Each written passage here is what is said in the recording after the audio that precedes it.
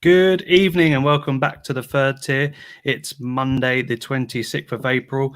On to this evening's show, we're joined by Ed, who's a Burton Albion fan and co-host on the D3-D4 podcast. But first, let's introduce our usual suspect. Good evening, Matt. Matt, how are you?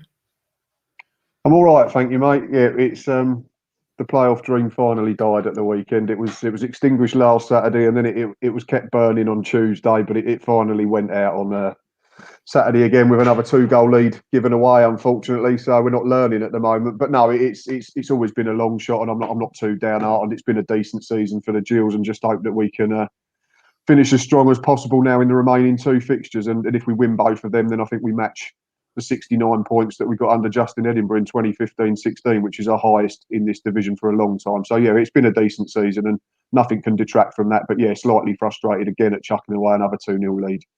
Yeah, I think now's your opportunity to sort of kick on a little bit in terms of, like you say, a strong finish and then see where it takes you next season. But I think you'll focus on securing some of those contracts first, haven't you, so you can build onto it next season. I don't know how you feel about that. Yeah, there was an article came out today on the Kent Online, which is the local newspaper down here, and it said that they did a big article on all the clubs that have got people out of contract, and Jordan Graham obviously was the notable one, but it's not confirmed. They think it's a 1-year deal. But I think the likes of Carl Dempsey, fingers crossed, for Dane Oliver, might have signed 2-year contracts. But then we've still got some of the players that were already there out of contract: Jack Bonham, Jack Tucker, Connor Ogilvie, Stuart O'Keefe, all massive players in that team. So yeah, hopefully it's not such a big rebuild in the summer and we can tie down some of them. But rumours started surfacing tonight, I've seen on Twitter, and apparently Jordan Graham's going to Birmingham and Carl Dempsey's going to Nottingham Forest. But we'll see. It's going to be silly season soon. So one to keep an eye on, but you know, all these kids start inventing these in the know pages as soon as the football season ends, don't they? So the Football Insider has just reported Carl Dempsey's going to Nottingham Forest. So yeah, that's the first rumour I've seen before even the season's finished. It's going to introduce now Ed. Ed, good evening. How are you? I'm not too bad. How about yourselves, lads? Yeah, good. Thank you, mate. Good to meet you. Yeah. I'm a bit touchy after the weekend, but ironically, I don't really want to talk about football at the moment after the last week. Monday show after beating Sunderland, and yeah, the week we've just had is put us in a tetchy position, but yeah, we're not too bad. Ed, sort of talk to us. You're a Burton Albion fan, obviously co-host on the very popular D3-D4 podcast. Talk to us about football in lockdown. We ask every guest the same question: how have you found iFollow? And you know, I know it's frustrating not being there, but you've had some serious highs and some serious lows you could have experienced whilst in the ground this year. Really has been highs and lows, hasn't it? For Burton, I think more than probably any other club. Life on iFollow just isn't the same, is it? It's just not the same as being in the ground. There's been a lot of occasions, I think, in matches, not just involving Burton, but involving a lot of clubs in the whole EFL, where you've had late winners, great memorable moments. It's not the same celebrating in front of a laptop. It's just not the same. Like, maybe you can dance about your room, but you want to be able to dance about with other people around you. It's just not the same as being in the stadiums. I can't wait till we're back, and I'm very confident we will be back in some form next season. Whether that might not be full capacities, but it should be a good number. We can get several thousand into every stadium in the EFL, so that'd be great to be back. In terms of Burton season, I can use the cliche tale of two halves, because it literally has been. The first half of the season, I tried to forget. I'm just about going to forget. I probably will forget in the next 2 years, but the second half of the season has been absolutely wonderful, and it's incredible, really, how a change in manager and the introduction of some players can change so much, and it's been really incredible what's happened. Yeah, you eventually got to play Blackpool after it was called off about 10 times, and there was a lot of banter flying about. But, you know, during that time, you went through that spell of signing, 4, 5, 6 players, and then it sort of transformed your side, and you went on that crazy run. And yeah, it was, you know, we couldn't get enough at the third tier in terms of what you're actually doing, especially away from home.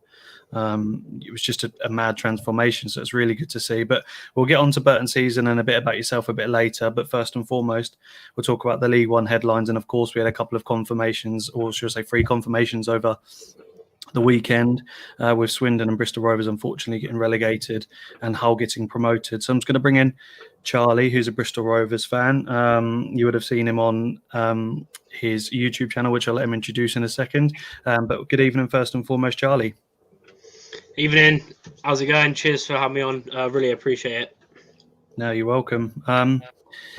How are you after the weekend? Obviously, it's been coming a while in terms of your league position and your current form. So, it's commiserations, but I do strongly believe you're already strong candidates for next season. But what's your thoughts now you've had the weekend to think about it? Yeah, it's just been awful. I mean, really, doing all the streams and watching them all season. It's been coming for a while. Just haven't been able to score enough goals. And just mistakes and defending has just been awful. So it's sort of been coming for a while. So it hasn't really hurt as much because a lot of Rovers fans, including myself, have been seeing it coming really for ages. But yeah, it obviously hurts, but hopefully it's going to be very busy summer, important summer, and hopefully we can get things sorted and come straight back up. Yeah, so 10 wins, 8 draws, 26 losses. When Barton took over, you were outside the relegation zone. Now he blames a lot of it on bad choices from referees or just his current team and the way they are. Is he partly to blame, or is it a case of it is the team and they are just in that bad of a state that he couldn't really do much with it? Yeah, I mean, it's interesting. Obviously, there's been different, views from obviously other fans as well as Rovers fans, but it's sort of a bit of both. He, like you've seen, I bet every fan's seen the excuses about the refs. There has been a lot of, big decisions that haven't gone our way, but at the end of the day, I mean, I think the board is mostly to blame and how the recruitment was in the summer, because he hasn't even brought in any players. We've got him in after January, but obviously it's been awful. But he's tried everything. He's tried different formations, different players, but really, it's just been basic mistakes at the back and not scoring enough, really. And when he took over, you were quite confident that he potentially would keep you up. So what would you say has changed? I know you said mad mistakes, etc., but what do you think the overall sort of feeling is about what's changed? Because I know he didn't have the easiest job keeping you up, but at the same time, he was coming to do that job and he's ultimately failed. So what would you put it down to? Is it just bad luck? Is it just the form, or is it just the players? It sort of varies. I think Nicholson getting injured is a big one for us because he was so good creativity wise, and I'm not sure. There's a lot of things because we have had some good games. When he's been in, we battered Accrington, played Shrewsbury off the park, got a good win. But then there's other games where we've like Burton away. First half we was pretty much all over them. Couldn't really score. Then we get a red card, change the game. But I mean, most of it is just mistakes in defending, just basic stuff. Which you can be on the training ground. I mean, he's obviously got Clint Hill with him, who's a defensive coach, but you can only do so much on the training ground. When it comes to the pitch and doing your job, they just haven't done it. All over the park. There's only a few handful of players that you could say that have actually shown 100% effort and quality on the pitch. Yeah, Matt, have you got any sort of questions for Charlie or any feelings on the relegation? I think I heard today watching the highlights, doing a bit of research before the game, that it's a record amount of defeats in an EFL season, is it? Which tells you all you need to know, unfortunately. And Charlie knows that only too well. He watches the Gas more than I do. I only sort of see it from an outsider's point of view. But I won't make too many comments about why you struggled so badly defensively when you signed our captain, and why you've not scored enough goals when you signed our best striker. But all jokes aside, obviously they've not really worked out for one reason or another. But it's a shame because the Gascast is a brilliant podcast. Charlie's channel's really good. All the Bristol Rovers fans that I generally sort of interact with on Twitter are really good people, and they deserve better. But yeah, I think Barton has to play some part in terms of the blame because he's had a lot of games. It's not like he's come in with just half a dozen to go. He's had a good sort of 15, 20 matches now to try and turn it around. And the comments about Max Amar, we've already spoken about. It was a risk. Has it paid off? I'd say no, because they've ultimately got relegated. So there's plenty of stuff that needs sorting out. And again, Charlie would know more about it than we do. We can only see what we read on social media. But it seems that it's probably a collective thing, isn't it, Charlie, from top to bottom, as to why it's gone so horrendously wrong? Because I genuinely thought your recruitment in the summer was decent. My only concern was Ben Garner. But aside from that, I had you down as, I think, 10th in my pre-season video. And if you got a decent start, it could potentially have been higher. But obviously it's gone right the other way, unfortunately. And it's ended up with you dropping into the basement division. But I think if Barton has a good pre-season. I've heard he's going to get them in early, according to social media reports and on the Quest highlights. Then he's got no excuses, has he? Next term, that's the thing. It'll be his team. It'll be his Bristol Rovers, and he's obviously got to be targeting the top 3 in League Two, I'd imagine. Yeah, definitely. I think like you said, and like a lot of Rovers fans said, it's all over, the club, really, from the board to the recruitment. I mean, in the summer there was, I was, before the season, I said 10th as well in my predictions video for Rovers, but that was when we had Clark Harris. When you take out 27 goals he got in 18 months, or a year and a half, or whatever it was, because obviously the season got curtailed, then you need to replace him with a equally as good striker. But that's what the big thing. We sold him for 1.25 million, and even Hanlon, we still haven't paid the whole. I don't know what's going on with that. That's been going on, we're crazy. But we, the fee was apparently 50k or around that. So you see that we've still got all that money, and we should have replaced him with a. But it's from top to bottom. It's been bad since last January when we were 4th and Graham Coughlin left. Since then, 4 managers in 18 months says it all, really. Yeah, it's been a massive turnaround, hasn't it, Ed? And I don't know if you've got sort of any different thoughts on Bristol Rovers this season and sort of the way they've plummeted. But yeah, what's your views on their season? It's never easy talking about relegation, is it? In any sense. The way I've always believed, if you get onto 3 managers in a season, you're asking for trouble. And that's not more down to the players. That's normally down to the board making the choice with the second appointment. If you have a manager and you change them during the season, fine. Sometimes that can work out. But if you're then changing it again, that's a sign really that you're in a lot of trouble. And unfortunately, that is the case with Bristol Rovers. I wanted to ask you, Charlie, about some of the players. I know it's quite difficult to say at this stage because we have the summer window still ahead of us yet. Things might change. Whenever I've watched Bristol Rovers, once have always stood out to me is people like Anzi Yakala in goal, Luke Leahy at left back, and Sam Nicholson in his kind of attacking midfield role. How likely do you reckon Duke could keep those 3 into next season? Well, I've seen today that they're in talks with Leahy, straight away, hoping he can sign. Nicholson, he's got another year left, but the thing is his injury, which is obviously one of the biggest reasons as well, because when we had him, he was class, but the injury is meant to be going into this next season.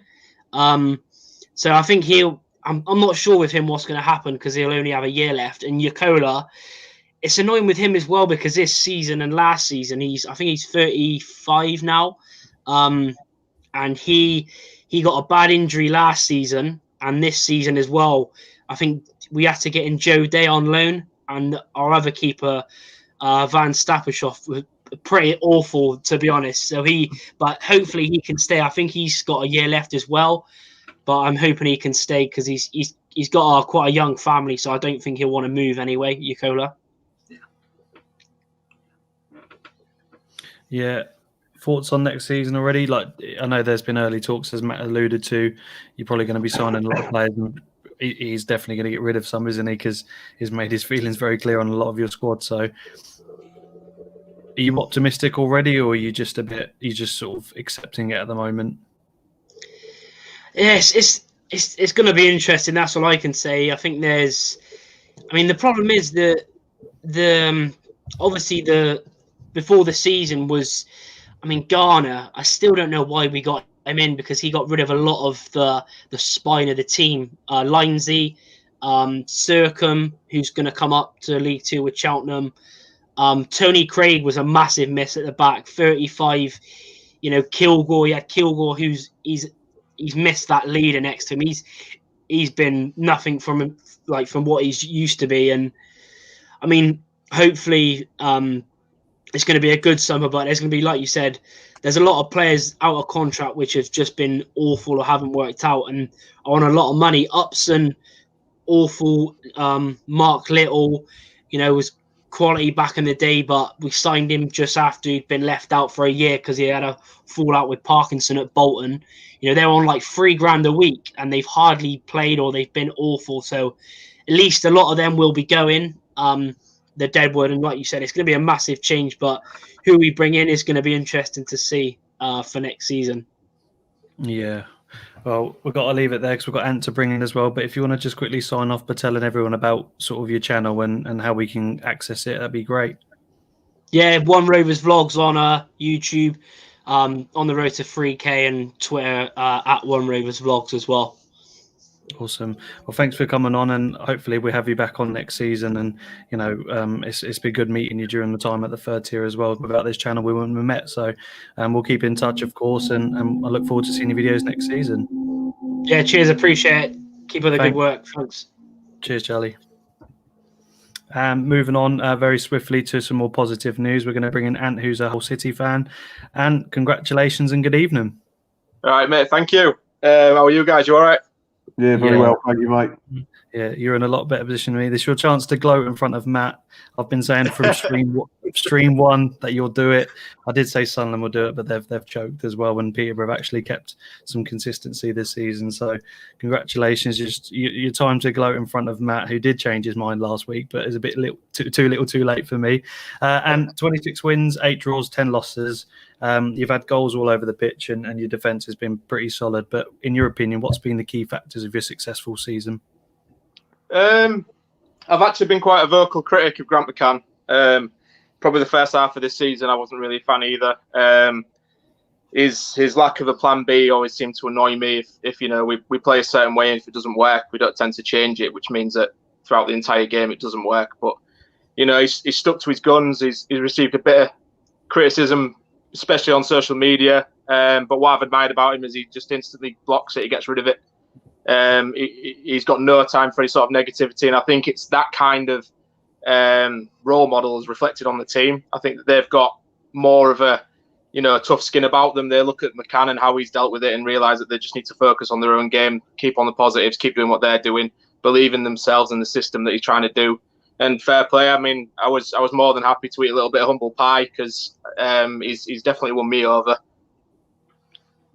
I think any fan would. The job is done as well. Look like you're going to win the title, and League One. You may say you're too big for, but like Ipswich and other clubs in Portsmouth through the years, you found out that League One isn't too big for anybody, and you've got to do a really good job, and you've certainly done that.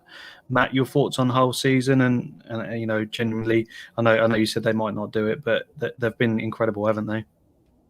I like that. That's a good link there. We mentioned humble pie, and then you have to come to me, and fair play to them. They've been absolutely superb. I kept saying I thought they'd drop off. They haven't. They keep finding a way to grind out points when they're not at their best. Best defence, scored the most in the division, tells you all that you need to know. The second choice striker's half decent from what I can remember of him 2 seasons in Kent as well. But I think Josh McGuinness deserves loads of credit. He's one of them that goes under the radar because of the likes of George Honeyman and Keane Lewis Potter, Malik Wilkes. They're the headline grabbers, I think, and Matt Ingram in goal. I said a few weeks ago, very experienced at this level, solid keeper, probably got one of the best fullbacks in Callum Elder.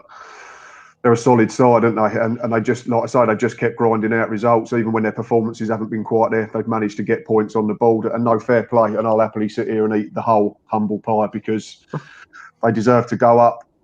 It's going to be interesting. Peterborough's game in hands tomorrow night, I think. So if they win that, is it level points, I think, and it could come down to goal difference by the end of the season. So it's going to be a great end in terms of who actually goes up as champions. But they've been the best 2 teams in the division, and let's just let them fight it out over the next fortnight. But yeah, congratulations to you and to everyone else at the Hull and Back podcast, because I had you down as just outside the playoff start of the season. I thought it'd take a while to adjust to this level. I've seen Ipswich come down in recent seasons, Sunderland, and struggle to adjust straight away. Portsmouth, like Tom's mentioned, have been down in the bottom 2 divisions for a while now. But no, you've been absolutely superb. And again, as well, like you've mentioned, great credit has to go to Grant McCann. He stuck to his principles. You're getting promoted, so well done. Ed, anything to add to that? Yeah, I echo what both Ant and Matt had said, really. I remember pre-season, going to League One, which was always going to be tough anyway because we knew it was going to be such an open division. And I remember getting to Hull and thinking, where do I put these?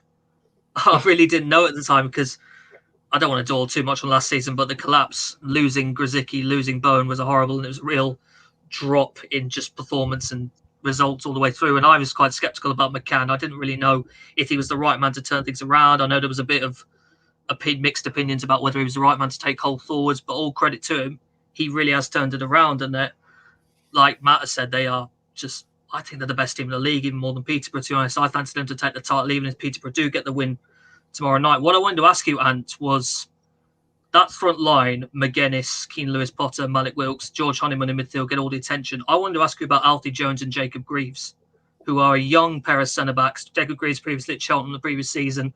How have you found them? Have they been players that have been really important towards the defence? Do you think they could have a big role to play in the Championship? Maybe not Alfie Jones being on loan, but definitely Jacob Greaves.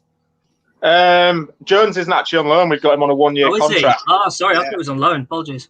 I'm sure we've got a one-year extension in the summer. It was probably depending on promotion because he's far too good for this league. So I'd imagine that they've convinced him to come to us for a season by saying, look, if we don't go straight back up, you're free to go in summer kind of thing. But no, yeah, they've both been pivotal. I think the system that McCann tries to play, where he needs his centre-backs to be ball-playing centre-backs, they need to be comfortable on the ball, to play it around the back. We play quite dangerous football around the back four sometimes, but it tends to work out. Alfie Jones has been more than effective in whatever position he's been deployed in. I personally think he's brilliant in that defensive midfield role. He's composed, he reads the game well, he breaks up play. He doesn't mess about on the ball. He gives it to someone more gifted like Doherty or Honeyman and lets them do their thing. But he just goes about the game like just. He's a kind of player that does the ugly work and doesn't tend to get the plaudits for it because you've got the likes of Honeyman going up the other end and assisting every time. But no, they've both been absolutely brilliant. And then when we lost Bear, we thought the season might curtail a bit towards the end because we didn't have much faith in Regan Slater. We had to drop Jones back into centre back, and he's been just as effective there. And credit to Slater as well, who's stepped in and done well. Greaves, especially being a Hull lad, I think plays with a bit more desire and enthusiasm than you'd probably find because he was only on loan at Cheltenham last season, so he hasn't got much league experience. He's only a youngster still, and he's pushed Jordy Device, who was our first choice centre back, out of the team, and we've had to send him on loan to QPR. So the fact that Device couldn't get back in the team above Greaves sort of speaks volumes about how he's been. But Greaves, the only inkling you'll have with Greaves is that he should have about 10 goals. I think the miss against Gillingham was probably the worst one. Yeah. Got to get that one. I don't know why I thought Alfie Jones was on loan. I got it in my head he was. I must be thinking of a different Jones. There's so many Joneses in football.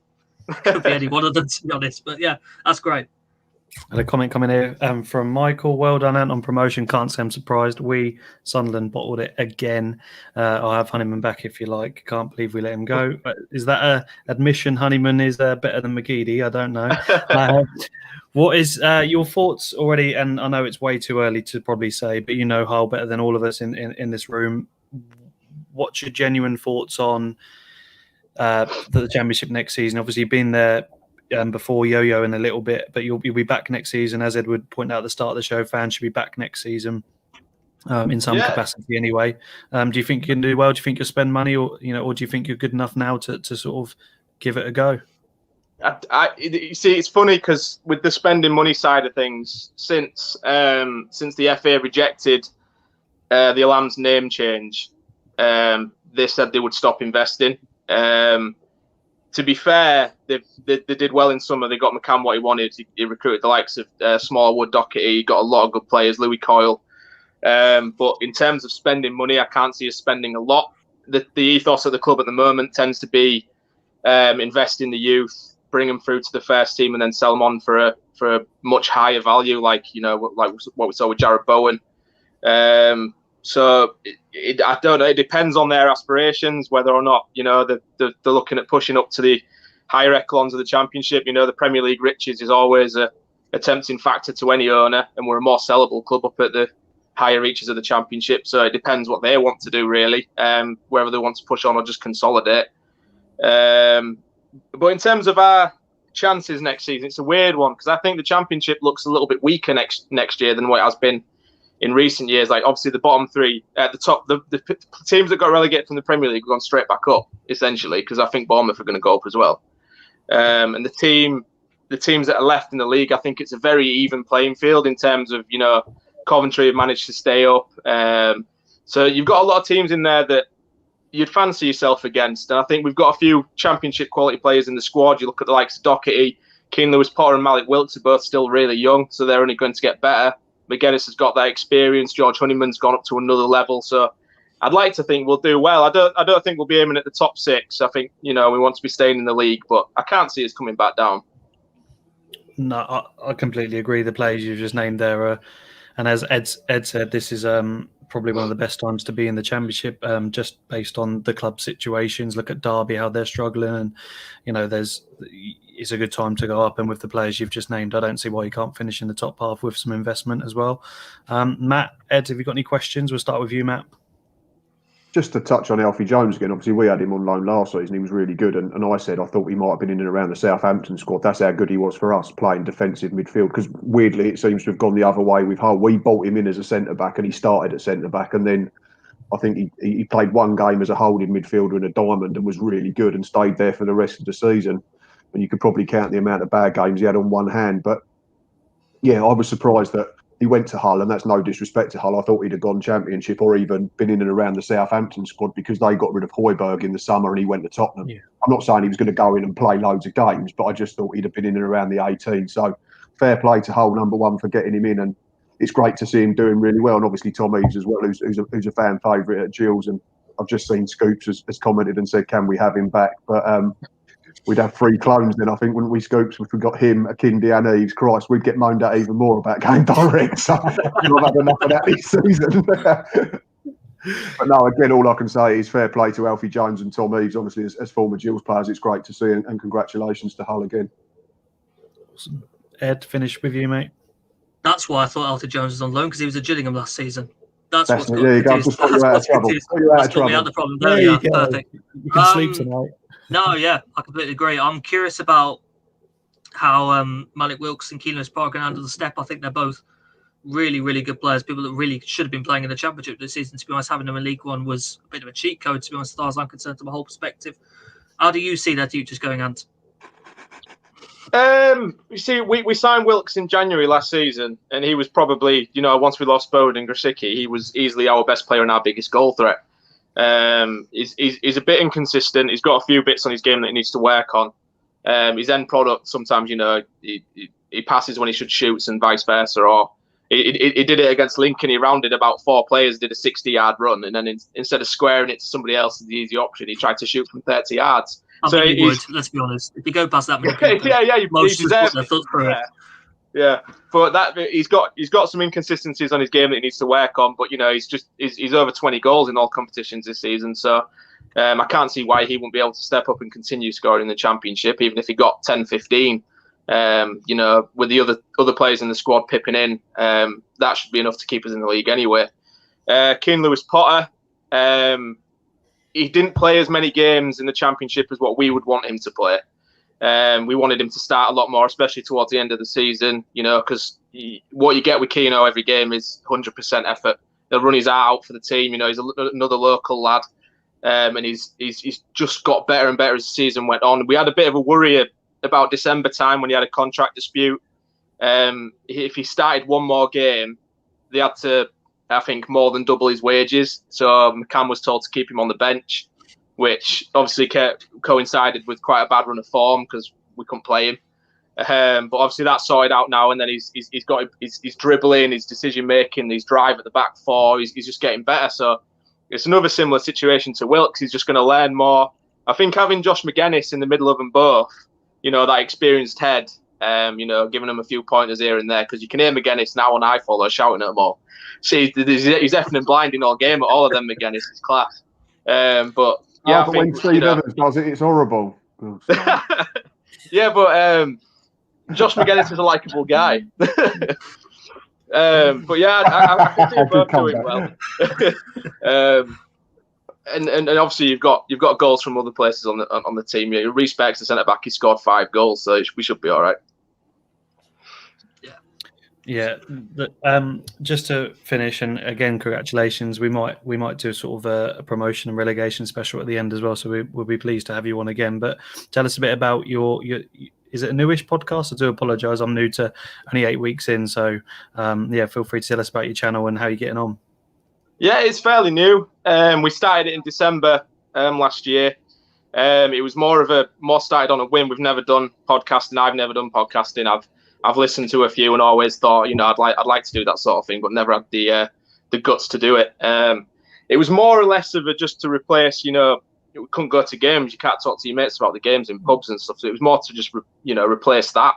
Just sort of do your pub chat over the phone and just let people listen to it and see if they agree with you, kind of thing. So it was just three mates, started it up. It's going well so far. It's gone a bit better than we expected it to, because obviously none of us have ever done any of this kind of thing before. So it's a bit scary, but we're getting there now. We're getting about 100 listens per episode. So in the few months that we've been here, it's getting bigger and bigger. We're partnered with Fan Hub like you guys. It's brought us into this new community where we just all talk football, and it's brilliant. We love it. No, it's quality, and I completely agree. It brings you closer, and like you say, it's more daunting for you than it is the listeners, as obvious as that sounds, because you don't want to go live on camera, etc. I was the same, but it's been a pleasure, and I know Jill's in the Blood TV has been going for a while, and Matt's a pro now, but it's been awesome since we did this channel, and really good to have you on, mate. So thanks for giving us your thoughts and the insight on Hull, and hopefully we can have a chat soon, and good luck next season. Yeah, cheers for having me. Thanks, guys. Good luck in the championship. Thank you, buddy. Right, guys, moving on. We are just over half an hour into the show, so keep your comments coming in. I was going to review Tuesday's results, not that I want to, but we're going to have a sort of a quick glimpse at Tuesday's results from sort of last Tuesday after our show. And I'll start with you, Ed. Is there anything on that screen that stands out for you in terms of sort of shock results or results you didn't expect? You see, this is the thing. I've always found, I don't know if you guys find this as well, but I find the Tuesday results throw up more surprises than the Saturday ones do. And I've never really worked out why that is. I don't know whether it's maybe something to do with potential rotation that some of the bigger sides do, but I always find there's more shocks, I find, on the Tuesday night games than there are the Saturday afternoon ones. And the one that stands out for me there immediately is Northampton Town 3, Ipswich Town 0. Like, if you told me that was happening 10 years ago, I would have questioned what was wrong with your head, honestly. Just something crazy like that. I know Ipswich haven't been great this season at all, to be honest. They've been pretty poor, even though I think there's a bright future in there with the manager they've got and the owner they currently got in. But this squad at the minute looks just bang average. And you see the form they're in the minute, and I'm not that surprised. Maybe not that Northampton won, but by that margin, it's a bit of Ipswich being bad and Northampton being great. But I think Northampton deserve a lot of credit for what was a fantastic win in that occasion. Yeah, I think Ipswich can't score goals at the moment. They were punished severely. The moment they let in more than one, you kind of know that that's the end game for them. And I'm finding Paul Cook's voice changes after each game more exciting at the moment than I am their football. They did a double over Blackpool, of course, because we like to. They did other as well. They always do, to be honest. It's just but yeah, Matt, any other results for you that stand out for me? It was a Swindon game, but I'd like to get your thoughts on it. Yeah, well, at the risk of annoying you even more, I'm going to pick Rochdale because they've been in last chance saloon once I put my teeth back in for the last 3 or 4 games. I think they've won 3 on the bounce before Saturday. So there's no margin for error, is there, with Rochdale? So they're having to keep winning, and they certainly can't afford to lose again now. And I thought that was a brilliant result. They're a side that's had these weird anomalies, and we've spoken about it before on this podcast, where they had that run of games where they kept scoring 4s and 3s and 4s and 2s and couldn't win games. And then when they started keeping clean sheets, they stopped scoring. So to pinch it and to be resolute defensively against a good Blackpool side that tore us apart a few weeks ago, and I know the threats that Kai and Yates, etc., bring to these games. And no, fair play to Rochdale to keep it going. I still don't think they'll have quite enough, unfortunately, based on tomorrow's games that we'll get onto. But I thought that was a brilliant result for Rochdale, and considering that they'd not won at home for about 18 or 19, I think to win 3 on the spin is a marvellous effort and a brilliant turnaround. It just about keeps them alive and kicking. Yeah, I think Ed mentioned, is it the rotation? I say of the bigger clubs, not claiming Blackpool are big, but are we claiming sort of rotation? But I wish Critchley did actually rotate his squad, because we're knackered at the moment, and that sort of showed with a lacklustre performance on Tuesday. Keep your comments coming in, guys. Doing Cheltenham out of 5 goals there. I'm not sure what that comment was in relation to. I do apologise. And unfortunately, Ipswich reminds me of another East Anglian side in Colchester, poorly ran, and now look a third-tier side for long term. We'll see how they do next season. I think Paul Cook can do wonders with in League One, and I think with investment with their new owners, they're certainly going to be up there this next season. In my opinion, they're certainly be challenging. We'll move on quickly to, in conscious of time, to sort of Saturday's results. Matt, we'll start with you this time. Just the weekend gone. What are your thoughts on the results and any shocks for you? Shocks? Not really. I didn't think there was any shocks this weekend, which is unusual for League One. I think most of them went to form. I'd started doing a prediction series on Friday. I had Portsmouth to win. I suppose you've got to really sorry, but it's probably Shrewsbury again. I don't know if Ed thinks the same, but that's probably the closest to a shock I can see in them results on Saturday. Maybe Accrington coming from 2-0 down, and Northampton getting a point at Gills after being 2-0 down as well. But I don't think there was a huge shock in any of the fixtures at the weekend. I think most of them generally went to just about the form. So yeah, sorry, I'm going to say Shrewsbury at Blackpool again. I'm probably going to be. There's going to be a statement announced later by the 13 that I've been released on a free transfer. But what did you think, Ed? Because for me, there wasn't any great standouts there in terms of you went, oh, blimey, that result, I didn't see that coming at all. Well, I mean, sorry, Matt, but when Gills were 2-0 up, I didn't see that turning around, I've got to be honest. No, I said that in terms of, the fact that we were 2-0 up with 20 to play. But I suppose at the end of the day, maybe we've got a habit of doing it at the moment. Yeah, I mean, Sunderland 3, Accrington 3 stands out. It just does. I think Accrington's record at Staying Light is actually quite good. Just having a look through, I think they haven't played it very often, but they've done all right in those results. It's just the whole Sunderland form. They use the term streaky Lee to describe Lee Johnson, and to be honest, it's the case again. He's back on it. There was a point where they looked like they were just going to cruise their way into the top 2, really challenge Hull and Peterborough, and now you're thinking, well, they will end up in the playoffs as far as I'm concerned, but you're not entirely sure they'll end up third, to be honest. I still wonder if Lincoln can overtake them. I still wonder if someone like Blackpool could maybe overtake them if they could Reith on the Thorny. Obviously play Sunderland very soon, so that's a really important game there. To be 2-0 up, pull it back to 2-2 to get the win and then concede to that, what was a really good free kick from, was it Sean McConville? Yeah, it was. Yes, it was. Who was an absolutely quality player at this level. But that's a fantastic result there. I'll do the Wigan one as well. Wigan 1, Burton 1, securing the survival for Burton.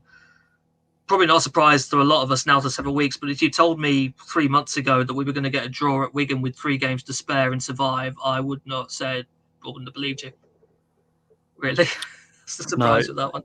No, we're going to come on. Yeah, we're going to come on to Burton season in a minute. I think just one thing to touch on. Sorry, in that Sunderland game, just before we go off of that completely as well. Charlie White, 30 goals in a season, first player for Sunderland since Kevin Phillips in about 2000. It's a fabulous achievement because he's been really good. And I know the Sunderland fans weren't over keen on in the first couple of seasons. He had injury problems, but that's a phenomenal effort at any level. The mad thing is he's been on a couple of Barron spells as well. I say Barron's been 4 or 5 games, but just imagine he chipped away at that.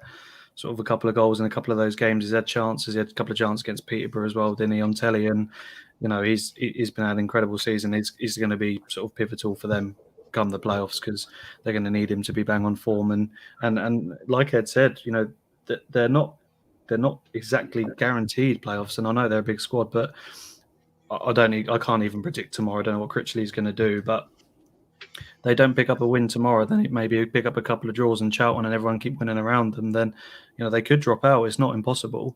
I don't think they will, but hopefully, for Lee Johnson's case and Sunderland's case, they can pick up a bit of form because, it's going to be a difficult mission to pick themselves up after missing out on automatics to then go and win the playoffs. Talking about strikers as well, I think we've got to go mention MK Dons for that 5-0 win. Yeah. I know Swindon are, it's probably a bit of Swindon being terrible because they have been for a long time and unfortunately that confirmed their relegation. But that was an example of what MK Dons can be. I'm really, really excited about them next season. I think we could see one of, if not the best, footballing side in the division. Griggs on loan, if I remember right at the minute, and they can re-keep him for the season. That's great because that's exactly what he's about. The link up between him and Scott Fraser next season could produce goal after goal after goal. They could be 2 of the best in this league. I'm really excited about what MK Dons could be next season under Russell Martin. Yeah, huge shout. And I think in the last 10, they're second in the league, losing 2. drawn 1, I believe it is, something like that. So literally second in the league, out of the last 10 games, just shows you what a job he's done. They've been really consistent as well, and that they are going to go about it the right way, and a bit like how they take risks at the back, etc. They've been punished a little bit more because they haven't got the same amount of quality, but like you say, they can definitely, that wouldn't be a surprise to me now if you say they're going to be challenging for the playoffs next season, just based on what they've done at the back end of this season. Definitely. We're going to go on to tomorrow's fixtures in a bit, guys, but more so now focusing on Ed yourself. So introduce yourself for those that you don't know, co-host on the D3D4 podcast. I'm surprised if anyone doesn't know what it is, but feel free to talk about it a little bit more and your role within the podcast. Yeah, so my name's Edward. I'm a bit of an EFL team the last 3 years. I've been a Burton Albion fan since late 2000s. Really, I got into football quite late compared to a lot of other people, probably around high school age, but the interest was there straight to me off. Burton's a club I have a personal connection with. I was born in the town, always felt like I had a place really at that club, and I've grown from there. I never really, it's been quite a joy being a Burton Albion fan these last 10 years, going from League Two, going back-to-back promotions into the Championship, dropping back out of that, feeling like quite an established League One side, even if this season we've looked like at one point we're going to drop completely out of it. And since, when was it? December 2019, I got involved with the D3D4 football podcast. It's run by James Richards, co-hosted by Chris Stringer. We cover every single game in the third and fourth tier. So that's League One and League Two, hence the D3D4 names it used to be. We go through every result. We talk about the news stories. We try to condense it into about an hour. We try to stop James talking about Oxford non-stop because he's an Oxford fan. That's all he ever goes on about. So yeah, it's a lot of fun doing that. I've really enjoyed being involved in it for the last year or so. Really good fun. We love to interact. We built a really good community in the lower leagues because it still doesn't get the coverage it deserves. That's what we've always fully believed. These leagues are so enjoyable. I think they've been the most enjoyable leagues in England this season, more than the Premier League, more than the Championship. There's been so much drama, particularly League One. It's been so difficult to call pretty much from the word go. And we've really wanted to provide a voice for it, and that's what we've been trying to do over the last few years. And I've really enjoyed being part of it. You say it's been the most sort of their exciting leagues. League Two is certainly. I know we're not a League Two podcast, but at the same time, that the quality within that league is got better and better every year, and the players it's producing is pretty mad. And we're seeing a lot of those come into League One, aren't we? Yeah, we are. League Two and League One is a gap I never think is really that big. I think there's a lot of sides. If you handle things right with your recruitment and you're steady with your structure, you can handle the step up to League One really well. Some teams, in some cases, we've seen even go bounce straight back up to the next division. I think about Luton a couple of years ago, who were in League Two, had that really brilliant 3-scoring side with those great attacking fullbacks and went straight up. It's a league a lot of people can manage, and I think you'll notice, particularly with the introduction of Brexit rules about foreign transfers, you're going to see a lot of players from the lower leagues jump up into League One, into the Championship, potentially even into the Premier League if they seem to have that kind of potential. So it's always worth keeping invested in the lower leagues now more than ever, because you're about to see the future young talent come through before anyone else.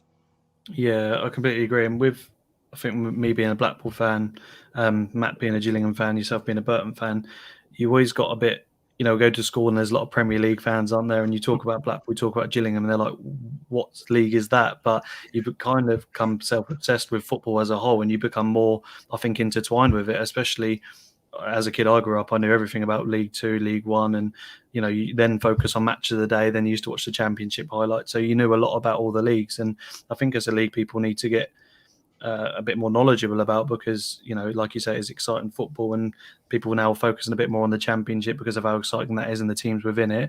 We're starting to see that appear into League One now with Portsmouth, Blackpool, all these teams, Sunderland in League One, and it's becoming quite a big league, isn't it? Yeah, I think there's still the stereotypes amongst a lot of people that the lower leagues of English football are just Brexit shithouse football, as you like to say, sorry, but That's quite right. direct football. I know Gillingham aren't really the best example against that, if we're being totally honest, but the quality of these leagues are improving every year.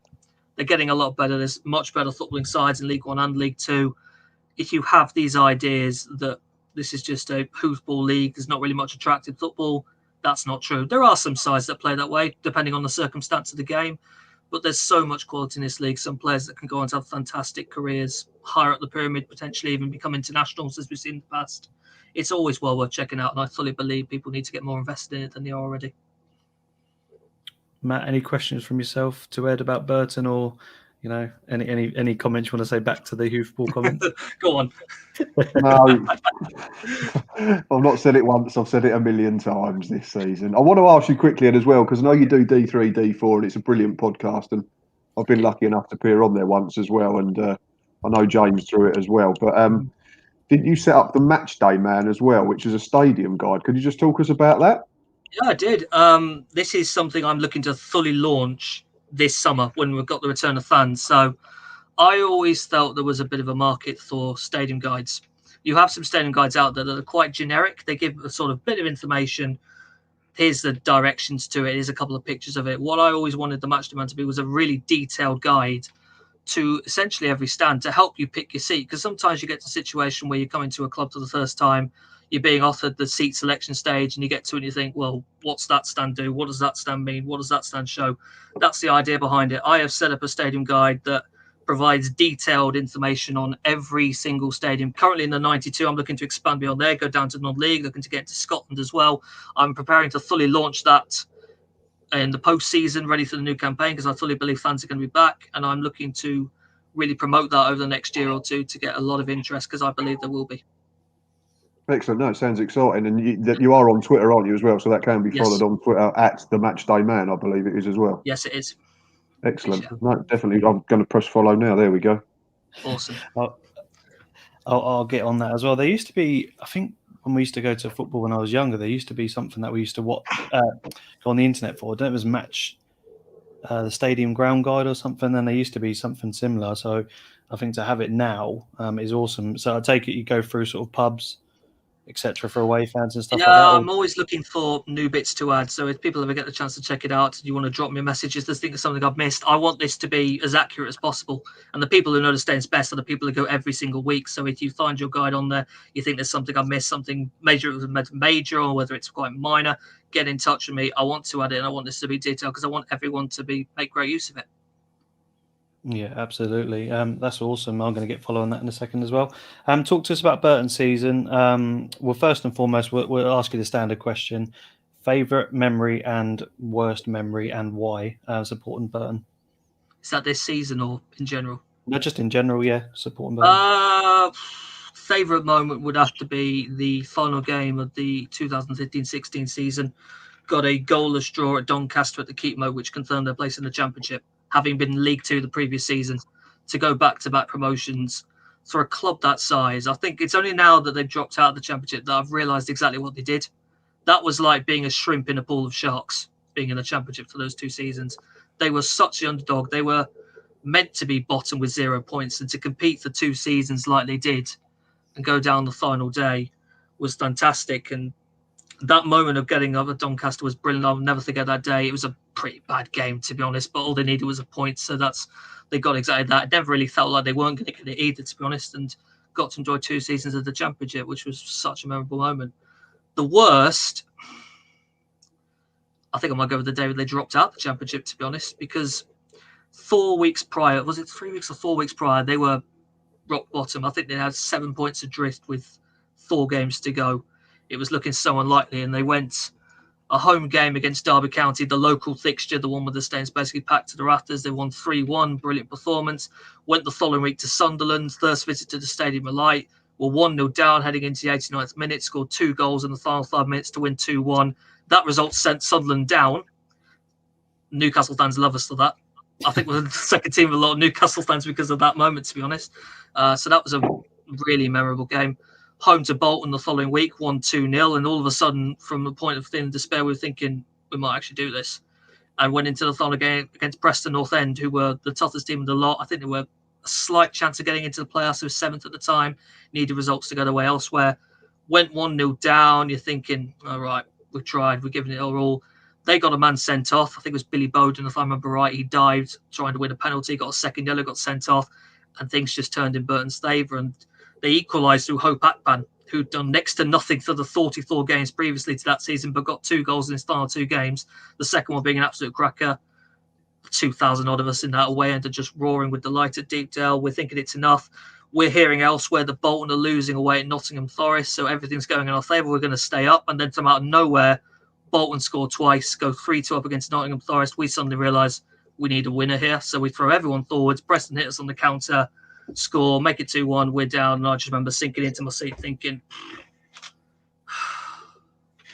that was the first relegation for Burton in nearly 50 years, I think it was at the time. So it was something very few of us, a generation of fans, had never experienced. And, you know, we almost dealt with this season. We got quite lucky to escape from that. But yeah, I'm sure we all know about relegation, how it feels as football fans. It's not fun, but it's the pain. You get over it and you always look towards the future because nothing lasts forever in football. I think the moment pre-season hits, you start getting a little bit excited despite what league you're in. And after the first 2 or 3 games, you start getting a feel for the season and you kind of forget the season before, but at the time. And I think the worst moment for me, and it's not weren't going down from the Premier League, it was, I remember we conceded the last minute goal, I think it was against Oldham, that put us down. And even like losing the playoffs, etc. That you know, they're all memories that that it's kind of what makes you stronger as a football fan. Yeah. I mean, the Vazte last minute goal to not not get us up, etc. You know, that was probably my most painful moment in terms of being at Wembley and that happening. But like you say, you just go through the highs and lows of football. But talking about the lows, I knew a lot about Burton's season, but it kind of sort of hit me the other day when I saw someone tweet after 22 games, you were rock bottom. And I think that's why you keep alluding to the fact that you're so shocked that why you stayed up this season. And talk to us about what changed. Was it those signings in January, or was it a fact that something just clicked? Or because to be bottom after 22 games, 24 games left, just over half the season, you look dead and buried. And I, for one, was really surprised about the football you were playing and how you turned it around. Well, I think the best way to start the story would be go back to late December. We'd been beaten 5-1 at Lincoln. I mean, Lincoln had been fantastic this season. It wasn't really surprised that they ran ragged. That young front line was up against a back line that was 32 years old, all of them. So it was no surprise to me that they ran so ragged. There was so much convinced amongst people that Jake Buxton just wasn't the right person at the time. And it's not because I don't think he could ever be a good manager. I think he could be. It was just a lot of mistakes. There wasn't that really experienced head alongside him, which is what you want if you're a young manager coming through. There wasn't that. He was really struggling with the times. Finding it was really difficult. They played Wigan the following Tuesday at home, went 1-0 up, equaliser, 2-0 up, equaliser, 3-2 up, led 3 times and ended up losing. And that was the end of him. He moved on. We do wish him all the best somewhere because he's been a great servant to the club across 2 different spells, been fantastic. Part of the reason they got into the Football League in the first place 10 odd years ago. And I remember the moment he was released, there were calls to Jimmy Thorpe Hasselbank because of the success he'd had in that first spell. And there was a lot of doubt about it. I think the main reason for us was that the squad he took over the first time was one that was riding high at the top of League Two at the time, looking like one that could potentially go all the way and get promoted. And he just enhanced them and made them even better and then turned them into a great League One team as well. It was the complete opposite here. And since leaving Burton, going to Queen's Park Rangers, going to Northampton, it hadn't worked out at either of those clubs. So only been out of management for several years. So we were all quite a bit skeptical about it. But then the news breaks on New Year's Day that he's coming in. You naturally can't help but feel excited. If you've got someone who's got that good memories with you coming back to the club, you do get excited about it. A little bit of skepticism, of course, at the time from people, not just at the club, but abroad, but outside the club as well. I remember there were quite a few Northampton fans who were shaking their hands together thinking this is Burton basically out of it because they believe Jimmy Thorpe Hasselbank just isn't a good manager, to be honest. What I loved about the appointment, though, was that they were getting Dino Mamri alongside him. And Dino's someone I've spoken to before. His dedication to football is incredible. His record with football as well. He's been a manager. A lot of clubs, unfortunately for him, he's been with clubs that have always done themselves a lot of trouble. People like Southport, Northwich, Victoria. He's been at Oldham Athletic. He was at Stevenage at the time, and he's always got them out of trouble every time by really improving their points per game record under him. So I was really encouraged by what that could potentially do, because at the time, I think we were Thor adrift at the time, having lost 5-1 to Oxford when they were in the stands, and I wish they'd been on the sidelines because that was the worst I'd seen them. They looked like they hadn't had any training at all between then and the Wigan game. Got heavily beaten on that day. But I kind of wondered, could that have been a blessing in disguise? Is it because they've seen them at their absolute worst? Could they see literally everything that needs to be worked on to that point? And they go into the following week, Gillingham, Priestfield. Matt, I don't know if you were watching. Yeah, okay, was. We go into that. We brought one guy in, Hayden Carter, a young centre-back on loan from Blackburn Rovers. But already in the space of a week, you could see there was something different about them. You could tell already there was so much better organisation. They looked structured. They were looking to really restrict the play. I know Gillingham were quite frantic for the last 20 or so minutes. Jordan Graham switching between the flanks, trying to cause problems as he has all season. I remember, was it O'Connor put it over the bar in the last minute? Right over the bar at the end, I think, which ended up being the chance that they missed, which got quite lucky to get the win. Didn't your keeper make a really good save from John Akindi in injury time? I think he did, yeah. He made a point blank save, and I think it was O'Connor who had an open net, and he just basically couldn't react in time and put it over the bar. Yes, I think you're right, You breathe a sigh of relief in that moment, but you get the win. First clean sheet all season. They hadn't had a single one up to that point. It was all really positive from there, but they were still adrift. And I think the attitude of a lot of people at the time was, all right, the minimum we'd want is that they can get them off bottom, back into the mix of the teams down there, and potentially maybe get out of it towards the end. It went even better than that. They had a really, really productive January window, probably the most productive I've known in the time I supported the club, certainly January-wise, bringing in 12 players in total. Could have played a whole new team, really, with the amount of positions that were brought in. And it all just began from there, and they became this team, particularly on the road, that was just so hard to beat. They weren't particularly pretty side. They probably at their best when they didn't have a lot of the ball, but they kept finding ways to score, and there were real similarities between that team and the one under Jimmy Thorne-Hasselbank in the first spell, which just seemed to always manage to find a way to win, and they were just slowly working their way out. And I think within about 8 games, they got out of the bottom 4 altogether, having been bottom at the start of January, and it's all just gone from there. They won the brilliant 6-game winning run, which is a club record in the EFL. The previous record had been 4 wins in a row. They broke that record with 5 wins, with a win at AFC Wimbledon at Plough Lane. Went to Gresty Road on the Saturday, went 3-0 up within the first half. Basically, Crewe gave them the points, to be honest, if we're being real. They were not with it that day. Kane Hemmings getting a hat-trick, 6 wins in a row, EFL record. And from there, it's always looked a case of when, not if, really, with the securing the safety, which I don't think anyone was going to be able to say 3 months ago. I'm sure I'm the same as you lot. I can't believe it's happening. No Burton fan can really believe it's happened, so I'm sure you guys can't either as well, to be honest. No, for sure not. We had a comment earlier on the show just at the start. Burton looked amazing first half at Bloomfield Road. Mitch Cook's left foot, Blackpool blog, total commitment and aggression.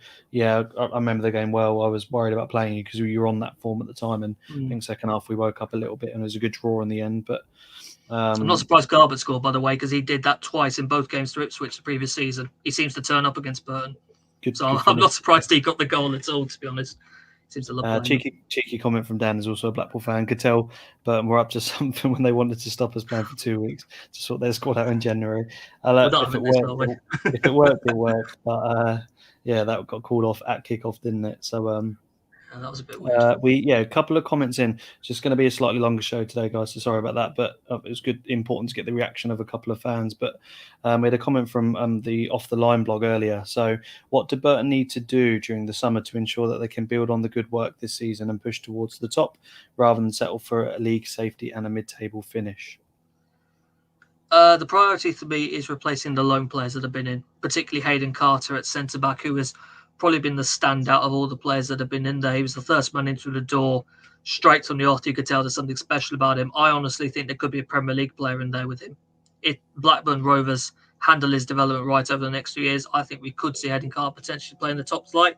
We'll have to see with that in the future. But I think for me, the priority is placing the loans. There's been a good few loan players in the club at the minute in a number of positions, replacing those with ideally permanent players and ideally younger players as well, which is what we like to see. One of the things that was really encouraging about the January business was bringing in people like Johnny Smith, Terry Taylor, Tom Hamer. These are young players that are just going to get better with time, and they were going to be good at the time no matter what division Burton ended up in, whether they were going to end up in League 2 like people thought they might, or whether they were going to end up in League 1.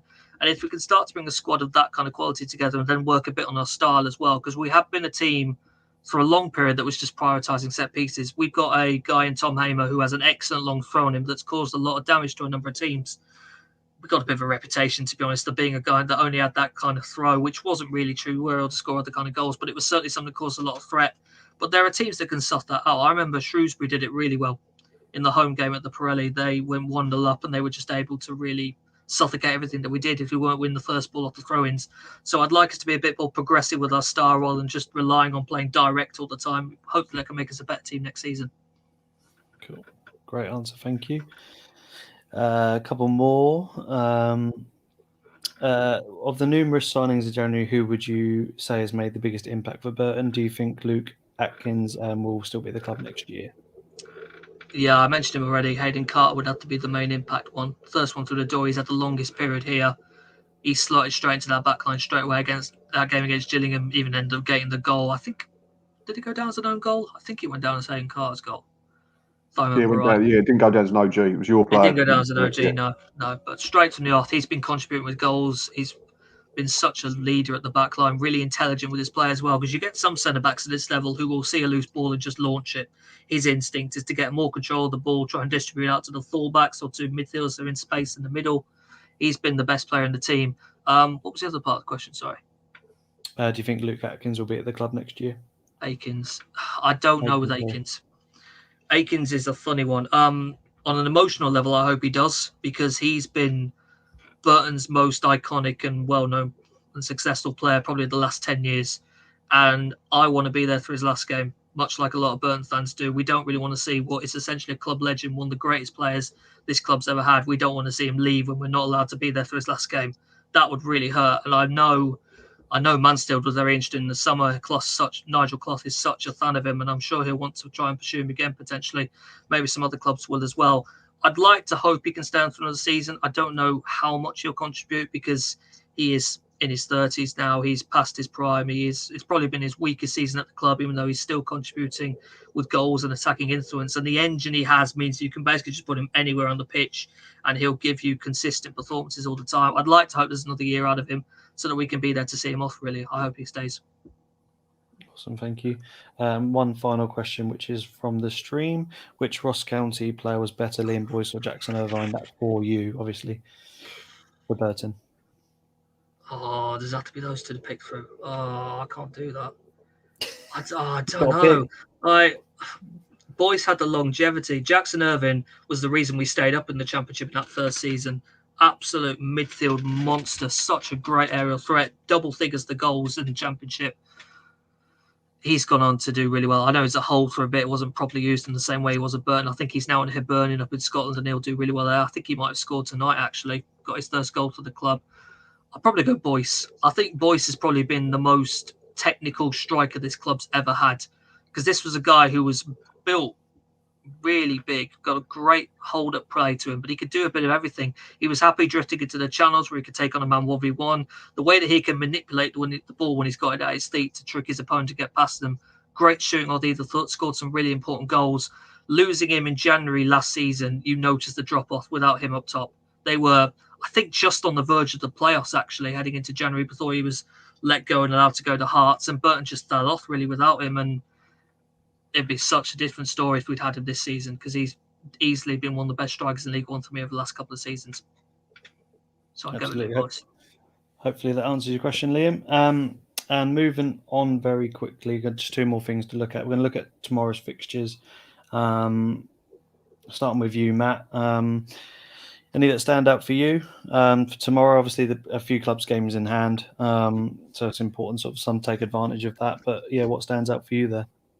I think the two obvious ones are the ones at the one at the bottom, AFC Wimbledon, Rochdale. I think Wimbledon are safe if they don't get beat, and Rochdale probably need to win. I know it's their game in hand to keep themselves within striking distance of the line. And at the other end, Sunderland, Blackpool, two teams that have probably run into poor form at the worst possible time. So that'd be an interesting one. It'd be interesting to see how both sides approach it.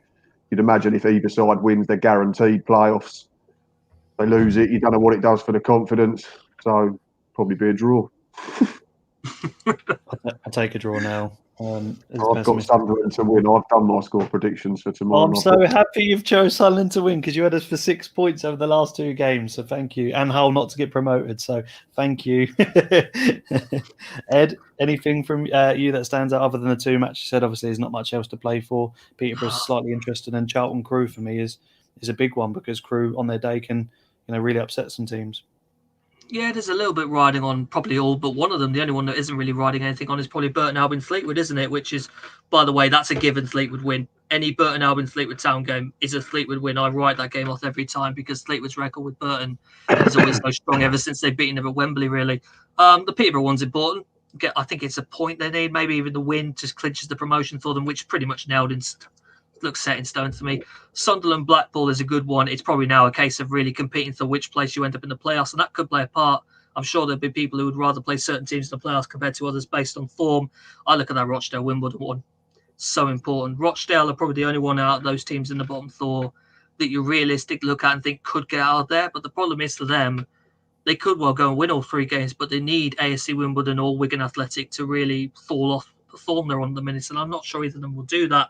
So that could, unfortunately, even with a win in that game, could mean that the final 2 weeks just aren't enough for them to get out of it.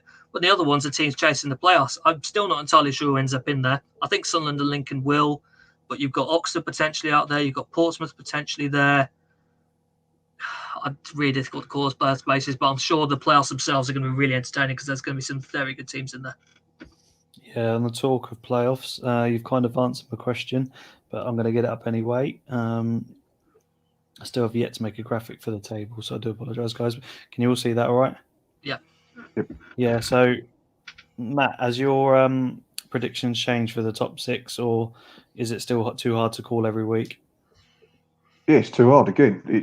2 weeks ago, I said Lincoln were falling out, and then they've lost 1 in 4 since coming back from their COVID break, and they've been really good. Sunderland haven't won in 5. Oxford have put together a run. There's lots of green in their form table, isn't there? Blackpool, lost the last 2. Portsmouth are in and out. It's Charlton first defeat under Hadkins, but it's against a very good Peterborough side. I still fancy Charlton to get in there at the expense of Oxford. But I'll change my mind next Monday when we've seen some more games because the fun thing is Burton play Oxford on the final game of the season, and James, my co-host, is a big Oxford fan. If Burton stop Oxford getting in the playoffs, I'm probably getting kicked off the pod. So you're welcome here, mate. I think we'll fall out if they stop Oxford getting the playoffs. It could be quite funny.